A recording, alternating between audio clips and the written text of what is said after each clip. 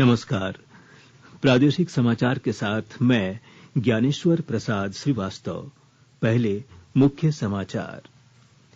Statue of unity के लिए प्रधानमंत्री ने 8 ट्रेनों को दिखाई हरी झंडी। रेलवे से जुड़ी कई अन्य परियोजनाओं का भी किया उद्घाटन।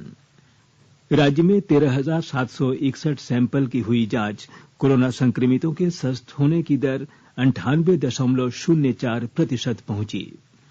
राज्य के विभिन्न जिलों में न्यूनतम तापमान में आई गिरावट। मौसम विभाग के अनुसार अगले 2-3 दिनों के बाद ही ठंड से राहत मिलने की संभावना। और ब्रिस्बेन में ऑस्ट्रेलिया के साथ चौथे और अंतिम क्रिकेट टेस्ट मैच के तीसरे दिन भारत ने पहली पारी में 336 रन बनाए। और अब समाचार विस्तार से। कोविड-19 महामारी के खिलाफ देश एकजुट होकर लड़ रहा है। आप भी हमारे साथ सुरक्षा और बचाव के 3 आसान एहतियाती उपायों का संकल्प लें।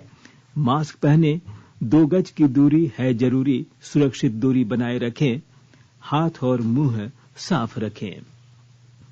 प्रधानमंत्री नरेंद्र मोदी ने आज देश के विभिन्न भागों को गुजरात के केवड़िया से जोड़ने वाली 8 रेलगाड़ियों को वीडियो कॉन्फ्रेंसिंग के माध्यम से हरी झंडी दिखाई। ये ट्रेनें देश के अलग अलग इलाकों से गुजरात के केवड़िया के लिए शुरू की जा रही है, ताकि स्टैच्यू ऑफ यूनिटी देखने के लिए जाने वाले पर्यटकों को सुविधा मिले।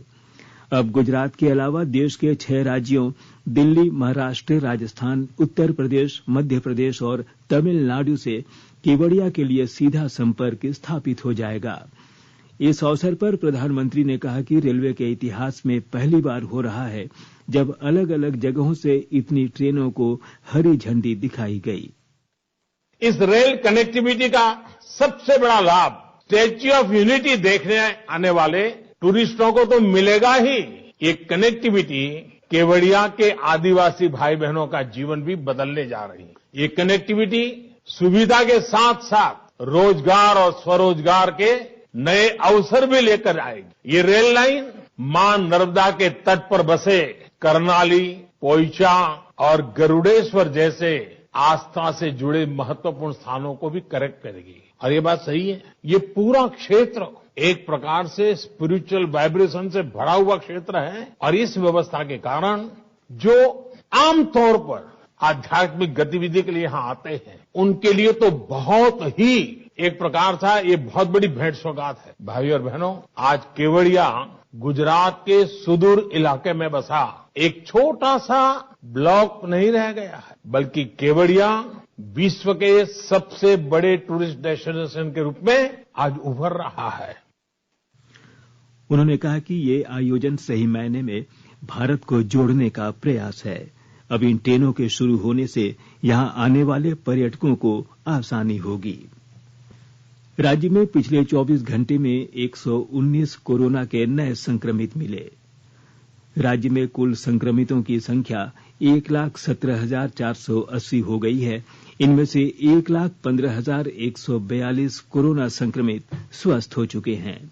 वर्तमान में राज्य में सक्रिय मरीजों की संख्या 1,289 है। इधर कल 13,761 सैंपल की जांच की गई, जबकि अब तक 1,049 मरीजों की कोरोना संक्रमण से मृत्यु हो चुकी है। कल 158 संक्रमित स्वस्थ होकर घर भी लौटे। राज्य में कोरोना संक्रमितों के स्वस्थ होने की दर 98.04% है, जो राष्ट्रीय औसत से ज्यादा है। देश में कोविड से स्वस्थ होने की दर 96.56% हो गई है। स्वास्थ्य मंत्रालय ने कहा है कि स्वस्थ होने वालों की संख्या 1,01,79,000 से अधिक हो चुकी है। कोरोना संक्रमण के 15,158 नए मरीज सामने आने के बाद संक्रमित लोगों की संख्या 2,11,033 हो गई है। मंत्रालय ने कहा है कि देश में कोरोना से होने वाली मृत्यु दर 1.44% है, जो वैश्विक स्तर पर बहुत कम है। भारत में कल दुनिया का सबसे बड़ा कोविड-19 टीकाकरण अभियान शुरू हो गया। प्रधानमंत्री नरेंद्र मोदी ने कल वीडियो कॉन्फ्रेंसिंग के माध्यम से इसकी शुरुआत की। अभियान के पहले दिन 1,91,000 से अधिक लोगों को टीके लगाए गए। स्वास्थ्य मंत्रालय ने कहा कि किसी भी व्यक्ति पर टीके के दुष्प्रभाव के कारण अस्पताल में भर्ती होने की खबर नहीं है। भारतीय सीरम संस्थान द्वारा तैयार किया गया टीका कोविशील्ड सभी राज्यों को भेजा गया था और भारत बायोटेक द्वारा बनाया गया कोवैक्सीन 12 राज्यों को भेजा गया था। सरकार के अनुसार टीकाकरण अभियान के शुरू होने से देश में कोरोना महामारी समाप्त होने की संभावना है। इस अवसर पर प्रधानमंत्री नरेंद्र मोदी ने कहा कि यह अभियान मानवीय सिद्धांतों पर आधारित है और टीकाकरण के लिए प्राथमिकता ऐसे लोगों को दी जा रही है जिनके संक्रमित होने का खतरा सबसे अधिक रहा है। इधर स्वास्थ्य मंत्री डॉक्टर हर्षवर्धन ने विश्व के सबसे बड़े टीकाकरण कार्यक्रम के पहले दिन की समीक्षा करने के लिए राज्यों और केंद्र शासित प्रदेशों के स्वास्थ्य मंत्रियों के साथ बातचीत की। उन्होंने स्वास्थ्य मंत्रियों से वैक्सीन के बारे में अफवाहों और गलत सूचना पर रोक लगाने और सही सूचना का प्रचार प्रसार करने के लिए प्रयास करने का अनुरोध किया।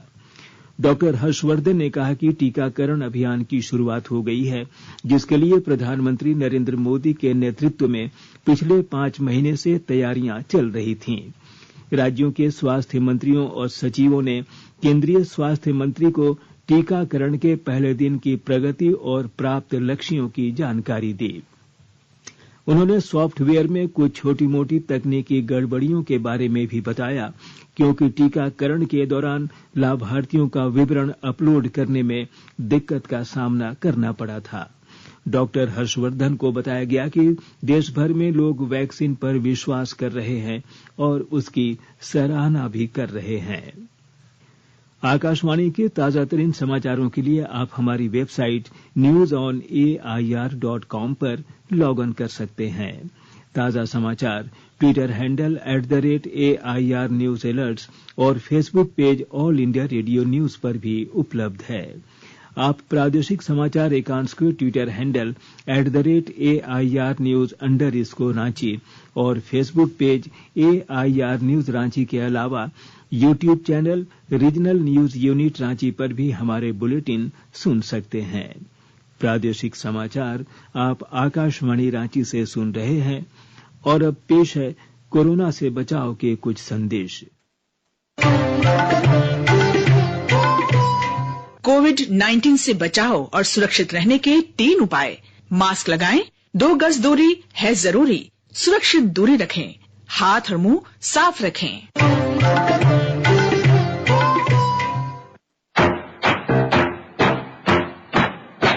चलो मिलकर इस शुरुआत करें, चलो एक फैसला आज करें, मास्क नहीं तो टोकेंगे, कोरोना को रोकेंगे, चलो इरादा करते हैं, चलो इरादा करते हैं, मास्क नहीं तो टोकेंगे, कोरोना को रोकेंगे।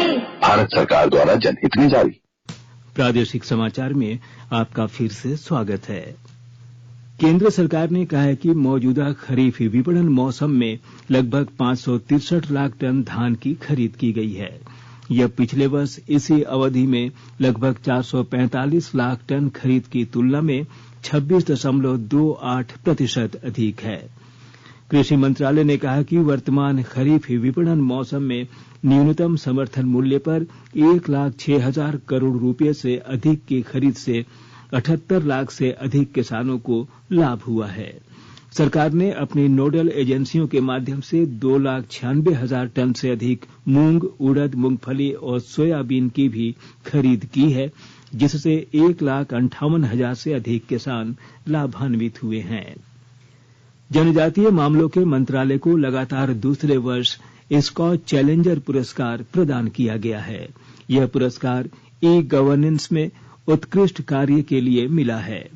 केंद्रीय मंत्री अर्जुन मुंडा ने कल वर्चुअल माध्यम से यह पुरस्कार ग्रहण किया।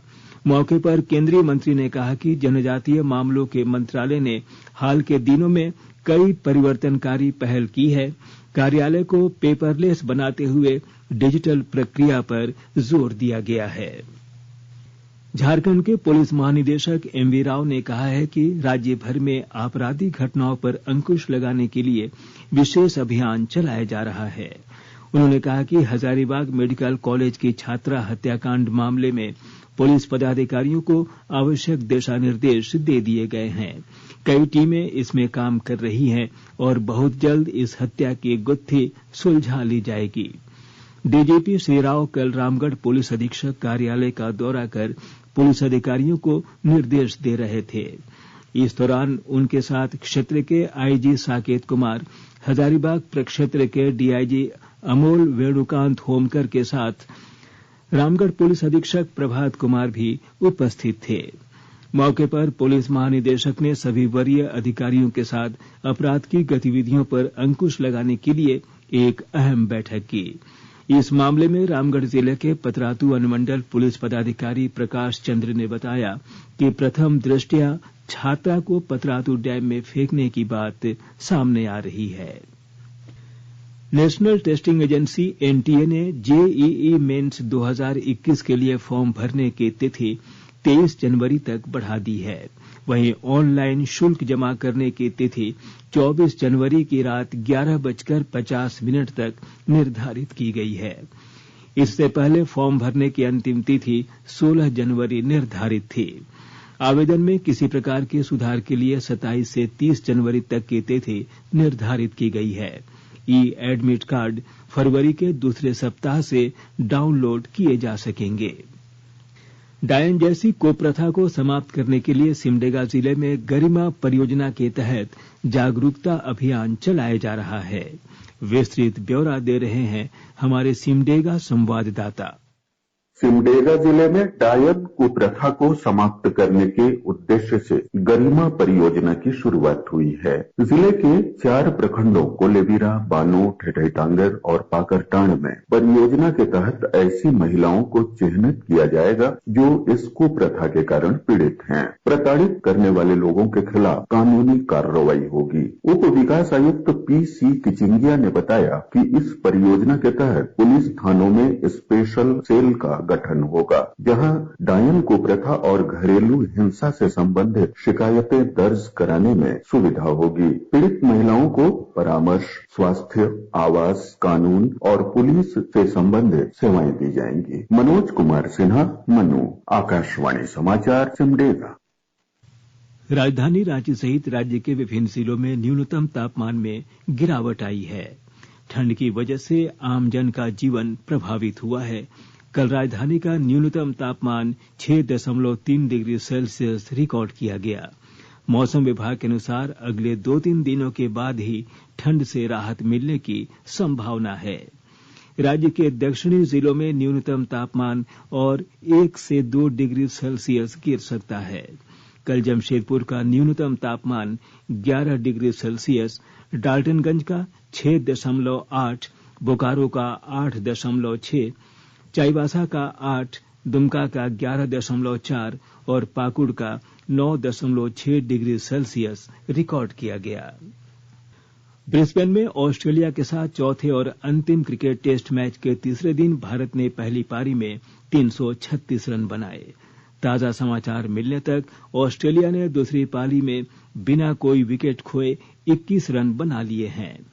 इससे पहले भारत ने आज 2 विकेट पर 62 रन से आगे खेलना शुरू किया और पूरी टीम 336 रन बनाकर आउट हो गई। पहली पारी में ऑस्ट्रेलिया का स्कोर 369 रहा है। 4 टेस्ट मैच की श्रृंखला में दोनों टीम एक-एक मैच जीत चुकी है, जबकि एक टेस्ट मैच ड्रॉ रहा था। अंत में मुख्य समाचार एक बार फिर। स्टैच्यू ऑफ यूनिटी के लिए प्रधानमंत्री ने 8 ट्रेनों को दिखाई हरी झंडी। रेलवे से जुड़ी कई अन्य परियोजनाओं का भी किया उद्घाटन।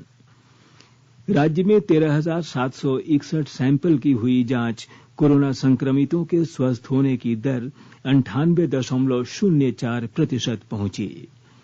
राज्य के विभिन्न जिलों में न्यूनतम तापमान में आई गिरावट। मौसम विभाग के अनुसार अगले 2-3 दिनों के बाद ही ठंड से राहत मिलने की संभावना।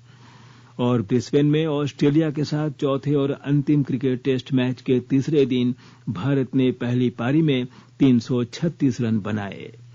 इसके साथ ही आकाशवाणी रांची से प्रादेशिक समाचार का ये बुलेटिन समाप्त हुआ। नमस्कार। घर में रहिए, सुरक्षित रहिए और सुनते रहिए आकाशवाणी।